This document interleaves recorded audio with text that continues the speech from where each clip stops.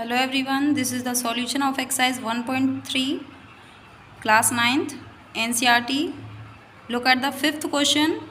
What can the maximum number of digit be in the repeating block of the digit in the decimal expansion of 1/17? Perform the division to check your answer. इस question में क्या बोला गया है? Fifth question में 1/17 को आपको divide करना है और डिवाइड करने के बाद चेक करना है कि रिपीटेशन कितने ब्लॉक्स के अंदर, मतलब कब रिपीट होना स्टार्ट हुआ नंबर। आपको पता है 1/17 कैसा नंबर है? एक रैशनल नंबर। आपको पता है जब हम रैशनल नंबर को डिवाइड करते हैं दो टाइप से हमारे डेसिमल की फॉर्म में आ सकता है नंबर। एक तो टर्मिनेटिंग और दूसरा होता है नॉन टर्मिनेटिंग बट रिपीटिंग। तो ये बात कर रहा है रिपीटिंग वाले ब्लॉक की कि अगर हम इस नंबर को डिवाइड करेंगे तो रिपीटेशन कब स्टार्ट होगा, कितने नंबर के बाद स्टार्ट होगा, मैक्सिमम नंबर उसके अंदर कितने आ सकते हैं। तो देखिए इसको डिवाइड करके चेक करते हैं। मैंने डिवीज़न ऑलरेडी कर रखा है इसका। तो मैंने डिवाइड किया 1 को 17 से। पहले मैंने 1 को डिवाइड किया था 17 से। आपको पता है 1 से पॉसिबल नहीं है तो 0.0 लगाया। डिवीज़न अभी भी पॉसिबल नहीं है तो फिर से 0 लगाया और अब हम इसे डिवाइड करेंगे। ठीक है, तो मैंने यहाँ पर डिवाइड करके दिखा रखा है कंप्लीट। ठीक है, तो मैंने क्या देखा है यहाँ पर कितनी डिजिट के बाद रिपीटेशन स्टार्ट हुआ। देखो मैंने पूरा परफॉर्म किया हुआ है, पूरा डिवाइड किया हुआ है। मुझे फिर से स्टार्टिंग में जो नंबर था ना 1, फिर से वही नंबर मिल गया लास्ट में जाकर। मतलब इतनी डिजिट के बाद फिर से रिपीटेशन होनी स्टार्ट हो जाएगी। रिपीटेशन मतलब कि ये जो नंबर हैं ये दोबारा से आने स्टार्ट हो जाएंगे। अगर मैं आगे डिवाइड करूँगी ना फर्दर तो फिर से मुझे क्या मिलेगा, इसके बाद मिलेगा मुझे 0, 5, 8, 8। मतलब ये वाला नंबर मुझे दोबारा से यहाँ पर मिलना स्टार्ट हो जाएगा। तो ये कंटिन्यू चलता जाएगा। ठीक है, तो ये नंबर कैसा है आपका? Non terminating. नॉन टर्मिनेटिंग है लेकिन कैसा है? रिपीटिंग। मतलब ये वाले नंबर क्या हो रहे हैं? रिपीट। ठीक है, अब इन्होंने पूछा था कितने मैक्सिमम नंबर के बाद ये रिपीट होगा। तो जब आप इनको काउंट करोगे ना तो ये नंबर है 16 नंबर के बाद रिपीटेशन होनी स्टार्ट हुई है। अब यहाँ पर एक बात समझने वाली है कि 1/17 था तो रिपीटेशन में मैक्सिमम नंबर कितने आ सकते हैं? तो मैक्सिमम नंबर इस नंबर से एक कम हो सकते हैं। जैसे यहाँ पर 16 आया ना तो हो सकता था कि 16 पर रिपीटेशन हुई है, इसमें तो हो सकता था 15 पर रिपीटेशन हो जाती, 14, 13, 12, 10, मतलब किसी भी नंबर पर रिपीटेशन हो सकती है। लेकिन ये नंबर है ये 17 से आगे नहीं जाता। अगर किसी नंबर में रिपीटेशन होती है ना तो वो ज़्यादा से ज़्यादा कितना हम डिवाइड करके देखें तो इस नंबर तक आप डिवाइड करके देखो, उसके अंदर इतनी डिजिट होनी चाहिए। उसके बाद आपको पता चल जाता है कि नंबर आपका टर्मिनेटिंग है या नॉन टर्मिनेटिंग। कुछ बच्चे क्या करेंगे, इसे इतना करके छोड़ देंगे और फिर सोचेंगे कि रिपीटेशन नहीं हो रही है। ऐसा नहीं होता। चेक कहाँ तक करना होता है आपको? चेक कितनी डिजिट तक करना होता है? इस जितने ये नंबर लिखे हुए हैं ना, जितना आपका डिवाइज़र होता है उतनी डिजिट तक आपको डिवाइड करके देखना है। जब आप काउंट करोगे तो ये 16 नंबर है। जब 17 नंबर आप देखोगे तो यहाँ से रिपीटेशन स्टार्ट हो जाएगी। ठीक है, तो आप अगर रिपीटेशन चेक करना चाहते हो तो कितने नंबर तक चेक करते हो? जितना नंबर ये दे रखा है ना उतने नंबर तक आप काउंट किया करो कि अगर उतने तक रिपीटेशन हो गई तो ये आपका नंबर कैसा है? रैशनल। अगर रिपीटेशन नहीं हुई तो दैट मीन्स ये नंबर कैसा है? इर्रेशनल। क्लियर? तो इसका आंसर क्या होगा कि कितने मैक्सिमम नंबर ऑफ डिजिट हो सकती हैं? जितना उसका डिवाइज़र है उससे एक कम। ठीक है, जैसे यहाँ 17 है तो 16 नंबर ही हो सकते हैं, उसके बाद तो रिपीटेशन होनी स्टार्ट हो जाएगी। ठीक है, अगर मानकर चलो यहाँ पर 1/5 होता, ठीक है, तो कहाँ तक चेक करते? मानकर चलो ऐसे तो वो डिवाइड हो जाएगा, पर्टिकुलर टर्मिनेट हो जाएगा। लेकिन अगर रिपीटेशन होती तो कहाँ तक चेक करते हम? 5 डिजिट तक। ठीक है, कोई भी नंबर लिखा हुआ है तो जो उसका डिवाइज़र होगा उतनी डिजिट तक आपको चेक करना होता है कि उसमें रिपीटेशन हो रही है या नहीं। रिपीटेशन होगी तो वो रैशनल नंबर होगा और रिपीटेशन नहीं होगी तो इर्रेशनल नंबर होगा। लेकिन आपको पता है P/Q की फॉर्म का है तो ऑब्वियस ही बात है कि वो कैसा नंबर है? Rational number. पर मैक्सिमम नंबर ऑफ डिजिट कितनी इंक्लूड होंगी रिपीटेशन के अंदर? उस बार के अंदर कितनी डिजिट इंक्लूड होंगी, जितना आपका डिवाइजर होता है उससे कम। ठीक है, नेक्स्ट क्वेश्चन देखिए। नेक्स्ट क्वेश्चन में क्या बोला गया है, 6th क्वेश्चन नहीं करेंगे, 6th क्वेश्चन के बाद 7th क्वेश्चन देखिए। मैं सोच रही थी लास्ट में करते हैं इस क्वेश्चन को, चलो अभी देख लीजिए। इस क्वेश्चन में क्या बोला गया है, look at the several example of rational number in the form p by q, q is not equal to 0, where p and q are integer with no common factor other than 1 and having terminating decimal representation expansion. Can you guess what property q must satisfy? इसमें क्या बोला गया है कि आपको several example देखने हैं rational number के। रैशनल नंबर आपको पता है p by q फॉर्म का होता है। फिर उसके बाद बोला कि जो p और q है ना, उसके अंदर कॉमन फैक्टर 1 होना चाहिए, मतलब कि जो नंबर है वो सिंपलेस्ट फॉर्म में होना चाहिए। फॉर एग्जांपल जैसे मैंने लिख दिया 2/5, सिंपलेस्ट फॉर्म में है ये। अगर मैं लिख देती ना 4/20, तो ये सिंपलेस्ट फॉर्म में नहीं है, ये अभी भी कट हो सकता है। ठीक है, 1, 5, तो ये जो नंबर है ये सिंपलेस्ट फॉर्म में है। इनका कॉमन फैक्टर क्या है 1, इनका कॉमन फैक्टर क्या है 1। ठीक है, अब इसके बाद बोला इन्होंने कि ऐसा नंबर लो जिसमें कॉमन फैक्टर 1 हो p और q का, उसके बाद ये रिजल्ट कैसा दे, टर्मिनेटिंग नंबर, मतलब डिवाइड करने के बाद कैसा नंबर मिले हमें, टर्मिनेटिंग। अब जैसे हम इसे डिवाइड करेंगे तो कितना मिलेगा 0.4। ठीक है, अब ये बोल रहा है कि अगर ऐसा नंबर लें जिसमें कॉमन फैक्टर 1 हो और डिवाइड करने के बाद हमें कोई भी टर्मिनेटिंग नंबर मिले, ये टर्मिनेटिंग नंबर है। ठीक है, तो फिर ये बोल रहा है कि p by q में q जो है वो क्या प्रॉपर्टी सेटिस्फाई कर रहा है, क्या प्रॉपर्टी होनी चाहिए जिससे कि ये नंबर टर्मिनेटिंग बने। तो मैं आपको साफ साफ बता दूं, अगर कोई नंबर p by q कैसा नंबर दे रहा है, टर्मिनेटिंग नंबर, कैसा नंबर दे रहा है, टर्मिनेटिंग नंबर, तो q की वैल्यू किस फॉर्म की होनी चाहिए, 2 की पावर n मल्टीप्लाई 5 की पावर m। मतलब कि q के जो अब आप फैक्टर बनाओगे तो वो 2 और 5 इनके फैक्टर की फॉर्म में होनी चाहिए, जब भी आपका नंबर टर्मिनेटिंग नंबर हो सकता है। n और m क्या है, n और m है आपके होल नंबर, n और m क्या है आपके होल नंबर बोलो, या फिर पॉजिटिव इंटीजर। पॉजिटिव इंटीजर कहाँ से स्टार्ट होते हैं, sorry non negative integer. Non negative integer कहाँ से स्टार्ट होते हैं, 0, 1, 2, 3, 4, 5 अप टू सो ऑन। अब आप बोलोगे कि मैम अगर ये नंबर है, ये टर्मिनेटिंग नंबर है, लेकिन इसमें तो 2 की पावर कहीं है ही नहीं क्यों में, लेकिन बेटा मैं इसे ऐसे भी तो लिख सकती हूँ 2 की पावर 0। देखो 0 क्या है आपका नॉन नेगेटिव इंटीजर ही तो है, 5 की पावर कितनी है 1। तो जब भी आपके क्यू में ऐसे फैक्टर बनेंगे 2 की पावर n और 5 की पावर m, तो वो हमेशा कैसा नंबर देगा आपको, टर्मिनेटिंग नंबर। फॉर एग्जाम्पल मैं आपको एक और एग्जाम्पल दिखाती हूँ। अब जैसे मैंने रेंडमली मैंने कोई भी एक नंबर चूज़ किया, ठीक है, मैंने रेंडमली लिखा यहाँ पर 13/20। ठीक है, मुझे नहीं पता ये नंबर टर्मिनेटिंग है, नॉन टर्मिनेटिंग, बट रिपीटिंग है, रैशनल नंबर तो है। ठीक है, अब मैं कैसे चेक करूँगी, विदाउट डिवीज़न नहीं करके देखूँगी इसका कि ये टर्मिनेटिंग नंबर है या नॉन टर्मिनेटिंग।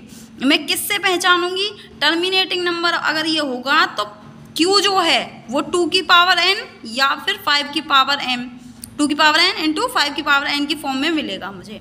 इसके फैक्टर बनाओ, Q के जब आप फैक्टर बनाओगे क्या मिलेगा आपको, 2 मल्टीप्लाई 2 मल्टीप्लाई 5।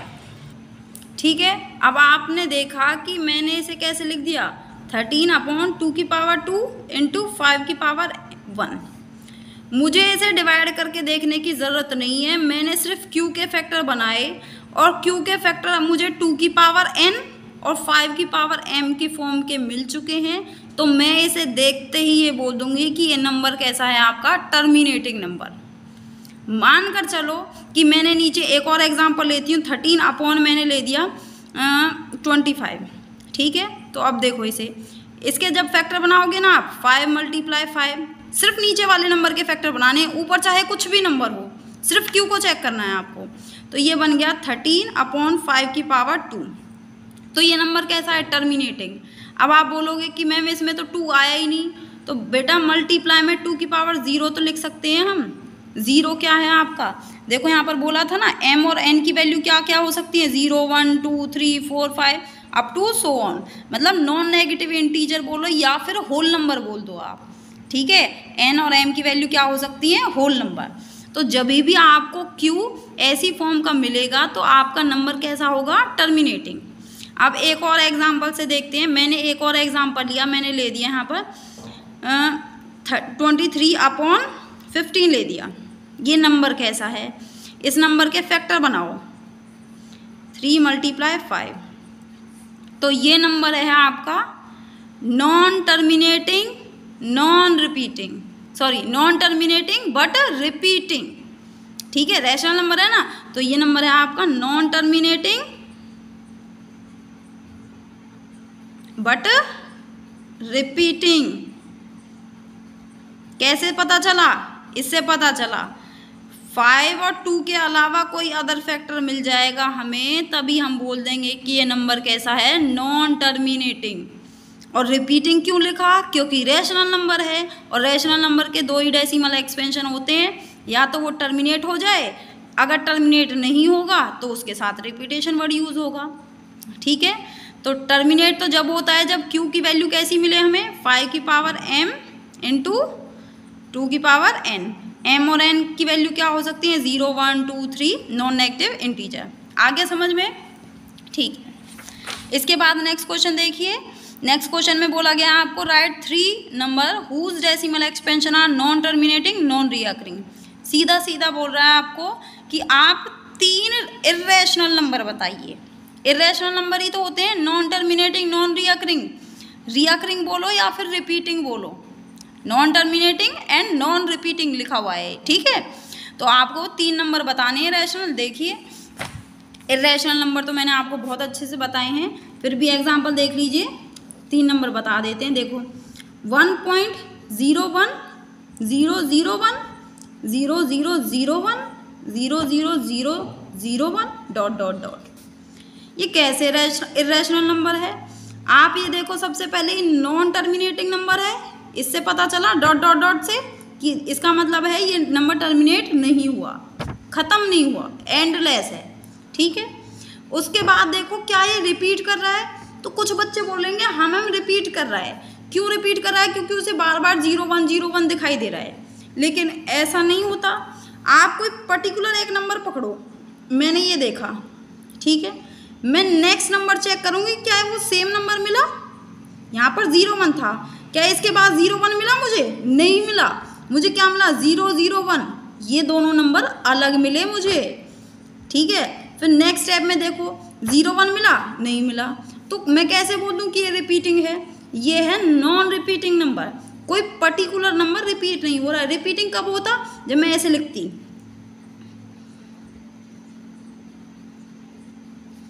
तो इसमें ये पर्टिकुलर स्ट्रिंग जो है 01 की, ये बार बार क्या हो रही है, रिपीट। मैं इसे ऐसे भी लिख सकती हूँ, ऐसे, ठीक है ना, लेकिन इस नंबर में मैं ऐसे नहीं लिख सकती, क्योंकि मेरी कोई भी आप नंबर सेलेक्ट करो और उसे देखो क्या वो रिपीट हो रहा है, next step, next 2 step 3 step में क्या वही नंबर बार बार आ रहा है।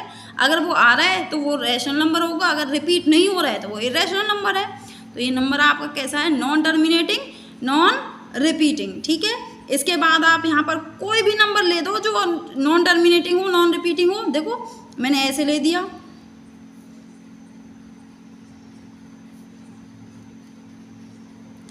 बस मैंने क्या किया है, मैंने ये जीरोज़ का गैप बढ़ाती गई हूँ। कभी मैं क्या करूँगी, कभी यहाँ पर 1 0 0 0 0 1 0 0 1 0 1 0 0 0 0 1, मतलब कोई भी ऐसा नंबर लो जो रिपीट ना हो।